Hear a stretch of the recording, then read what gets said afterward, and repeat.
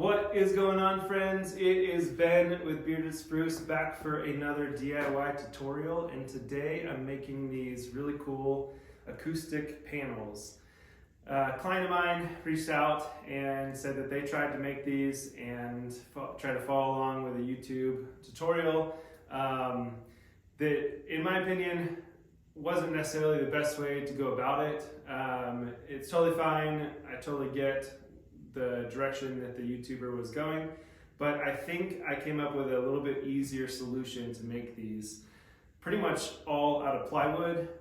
Bad insulation, depending on which one you want. You can get different price points and different qualities of that, and then some fabric to wrap around to make it look beautiful and to kind of hide the materials that make it sound absorb, essentially.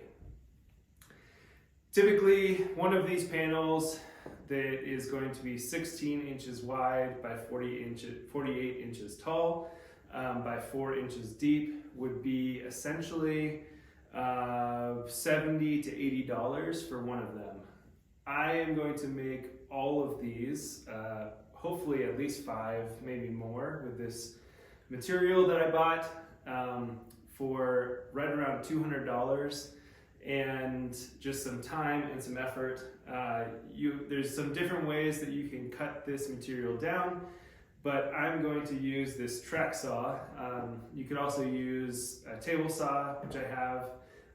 That would be a little bit more difficult just because handling a huge sheet of plywood is not exactly fun with one person.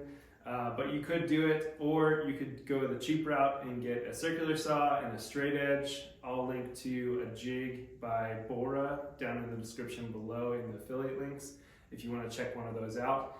It's a lot cheaper than buying a track saw, especially one that is of quality that you'll have for a long time. So feel free to check those in the links below. I also give a few different options of the bad insulation down below, as well as materials that would be good to use in this project.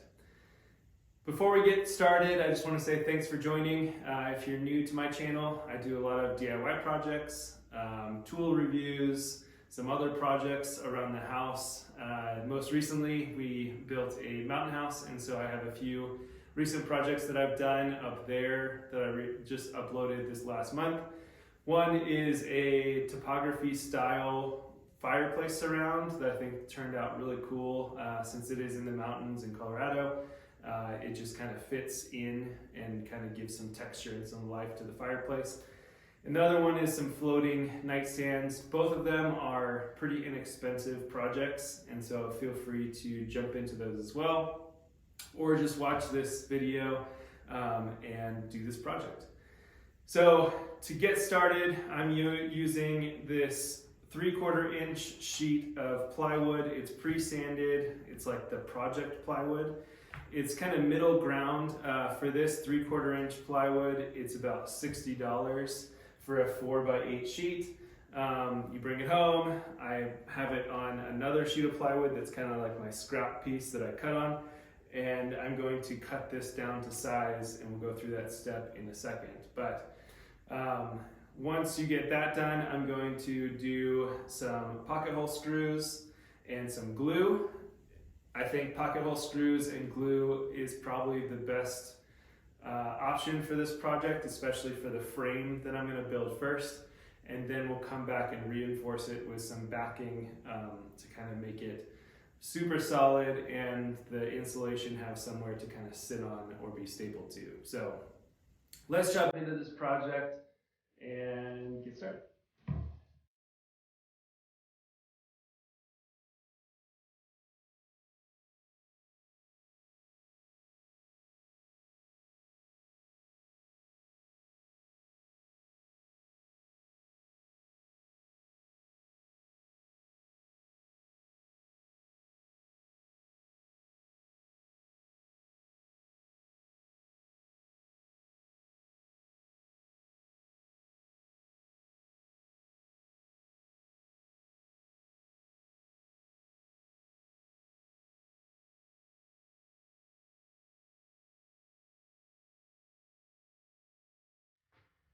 All right, so now I'm over at my miter saw, and what we're gonna do is cut the two short pieces, so basically the top and the bottom.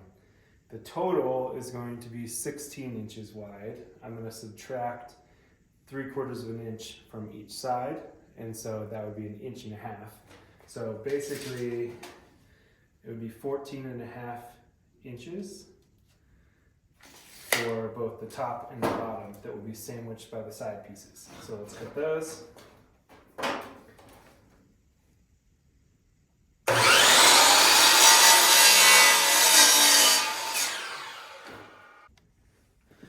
All right, so next I'm at my pocket hole Craig jig, and I'm putting the pocket hole screw holes in the two short sides. So this jig is super awesome.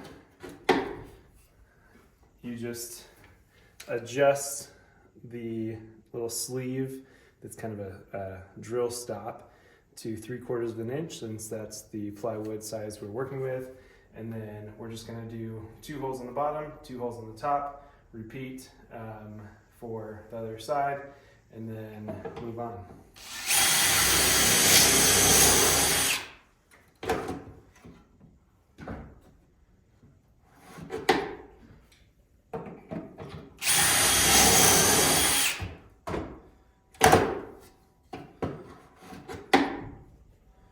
So here's the frame sitting on this piece of plywood. All we're going to do here is put some glue on each end. 1, 2. Screw it in. This clamp is super helpful when you're doing projects like this to line up the holes. You just line it up and clamp it down. Don't worry about squeeze out. We can clean that up later, and we're going to cover all this up anyway. I'm going to use 1.25 inch pocket hole screws, and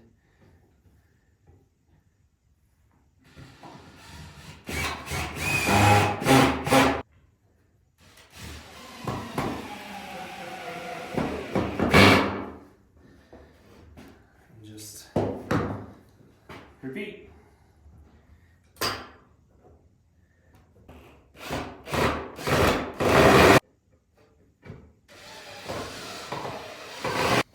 So now that we have the frame built, and this is 4 inches thick, and then the width and height that my client wanted, I'm going to build another frame kind of horizontally on the back that will be 2 inches, 2 inches, 2 inches, and 2 inches here. So we're going to do the same process pretty much, just flip the frame to be kind of a backing piece. So I'm going to get those pieces cut. Like I said, they're going to be 2 inches instead of 4 inches. And then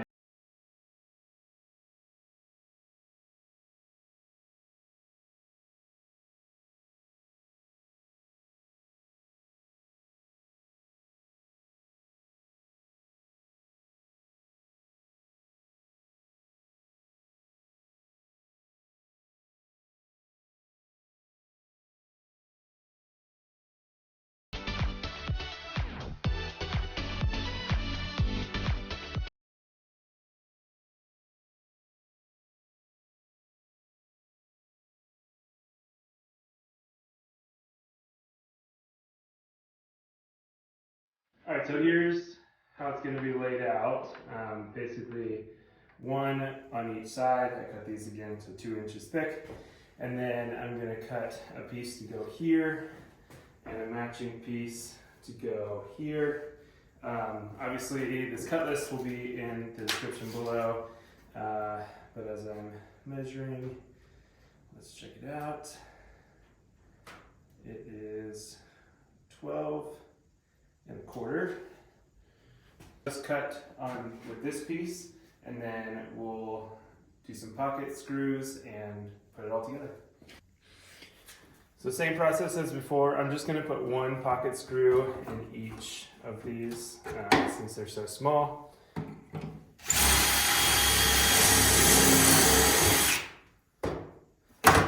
So one on that side and one here. So for this step, I'm actually not going to use glue yet. I'm just going to screw these together. And then we'll come back and put some glue on this frame to connect it to the other frame. These.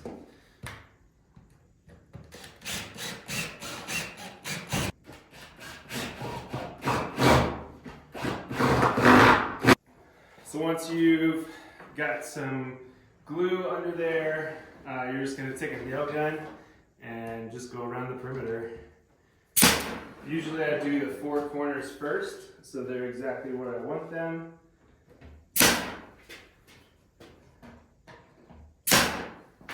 Like so.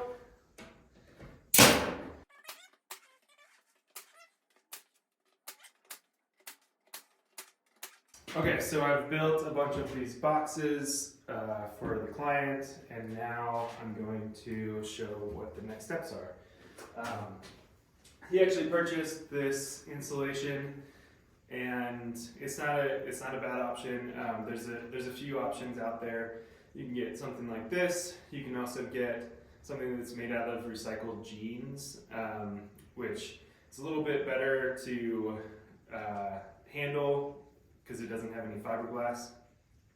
If you get something like this, just get some weed layer to wrap around it, and the process goes something like this. So you slide the material in there, and you want it to stick out on both ends like that.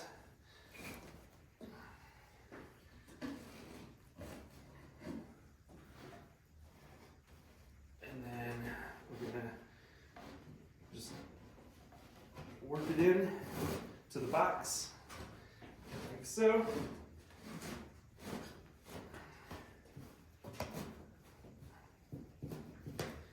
Good, so it is in there.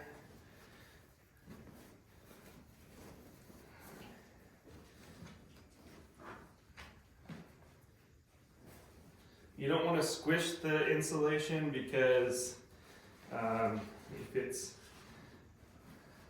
squished down too much, it actually won't absorb sound quite as much. So you want to be pretty gentle with that. And then once you have all of that done and neatly tucked in there like that, we're ready for the next step. For the last step of this project, all you need is a staple gun. I'm going to use my pneumatic one, but you can get a cheap one. I'll list this one below in the affiliate links as well as an inexpensive manual one. I'm just going to use this because I have it. And you're going to get some stretchy fabric, just at either off of Amazon. I'll try to find a good link for you for this style fabric, or you could get it at Hobby Lobby. Even Walmart has fabric. And what we're going to do is we're going to do our best to stretch it so it's nice and tight. And essentially we're going to take our staple gun and start on one side, like so. And once you get this side stapled in, it's really just kind of pulling the tension and trying your best to have the material nice and tight when it's done. So I'm gonna go ahead and do this process, and then we'll hop back in at the end to check out the finished product. All right, so it looks pretty cool. I just need to wipe it off a little bit from sawdust in the shop, but it actually turned out really nice. You could also use different colors if you wanted to kind of add some texture or some variety to it. And then the last thing that we need to do is just add these little eye hooks on the back. I'm not going to film this part, but obviously you want to add them if you want it to be hanging vertically. You want to add them on each side here and here, and then do some kind of string. You can get kits. I'll link to those kits in the description below as well to make these, but it turned out pretty nice, and I think once I get it cleaned, client's gonna be pretty happy. So that's gonna do it for this tutorial. Thanks for watching. Feel free to subscribe to my channel. I do mostly DIY projects around the house, as well as just tutorials on how to build things like this. I just did a few projects up at our new mountain house. One was installing some floating nightstands, as well as doing a facade that's kind of a topography style map looking thing on a fireplace that we have up there. So feel free to check those out. Otherwise, enjoy making these and have a great day.